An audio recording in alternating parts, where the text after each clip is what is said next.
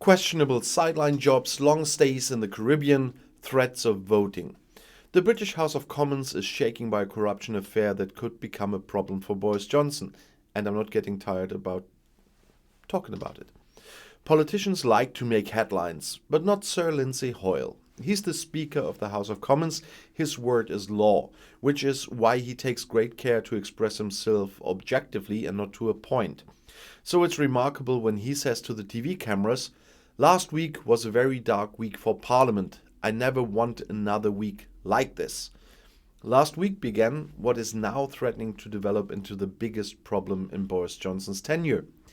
Sleaze is the word most often used in the UK media to refer to the House of Commons. It means corruption, but it can also be translated as dirt. It started with the Standards Committee, the bipartisan control committee of the House of Commons, telling a report after investigating allegations against Tory MP Owen Paterson. It was about the question of whether the 65-year-old Paterson, who has been a member of Parliament for 24 years and, among other things, has been Minister of the Environment at times, has broken the rules. The answer for the committee is clear. It's a yes. Paterson denied all allegations. Paterson has worked for the medical company Rendox since 2015 and as a consultant for the meat distributor Lynn's Country Foods since 2016. He received a total of around £100,000 a year, in addition to his parliamentary salary of £82,000. His behavior shows a clear and inadmissible conflict of interest, the report says. In March 2020, Rendox won a £133 million government contract to make tests, which raises further questions. In addition, Paterson has repeatedly used his MP's office for business meetings. The committee proposed that Paterson be suspended for 30 days. A vote was planned for last week's Wednesday.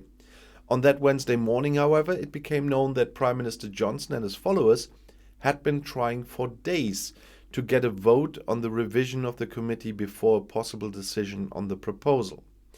The investigation, which began at the end of 2019, was not detailed and fair enough, says Johnson.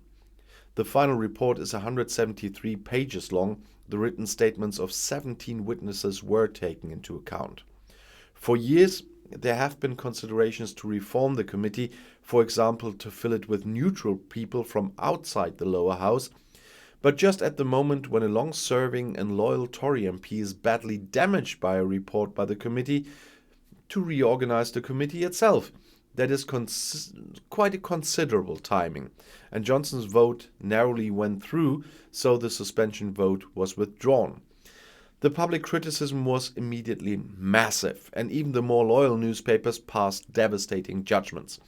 It was said that Johnson's side threatened MPs with consequences if they did not vote for this proposal. And on last week's Thursday, the government announced that the previous day's vote would be cancelled and that a suspension of Paterson would be decided instead. Shortly thereafter, Paterson resigned. "He was very sad," said Johnson, "and Paterson was my friend and colleague for decades." Since then, Johnson has not missed an opportunity to point out that Paterson's wife committed suicide in the past year when the investigation was already ongoing. The opposition is hard-hearted, that's Johnson's message, but it doesn't get caught. Instead, criticism quickly moved away from Paterson to Johnson and its administration. Former Conservative Prime Minister John Major, I mentioned a lot of times already, said over the weekend it was a shame. It is. The words politically corrupt were used. The Guardian published a list of 30 MPs and their lucrative part-time jobs. After this research, some of them work for 6 different clients.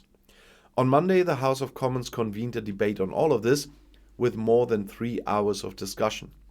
The lower house was almost full, while the Prime Minister's seat remained vacant.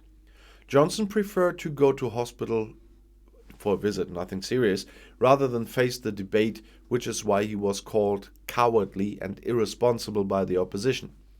It was significant that he was running away at this very important moment, said a member of the Liberal Democrats, when someone shouted from the opposition benches in the hall, "Run, Boris, run!" Gandalf is sitting there. The Standards Committee is likely to be reorganized soon, but that is not the end of the story for Boris Johnson. On Tuesday, The Times published astonishing information on Conservative MP Geoffrey Cox. The former prosecutor received more than £1 million for legal advisory activities last year. The fact that all meetings and votes were held online during the lockdown he used to long stays with his clients in the Virgin Islands in the Caribbean, which raised the question of how he got there from his job as MP for the district Mead Torridge and West Devon. Downing Street reprimanded Cox for this on Tuesday. MPs must be available to their voters on site, it said in a statement. The Deputy Prime Minister Dominic Raab also said, secondary activities like these are legitimate as long as everything is properly declared. Yeah, and from my point of view, the same goes for our parliament. That should be changed. And I'll see you in my next video. Bis gleich.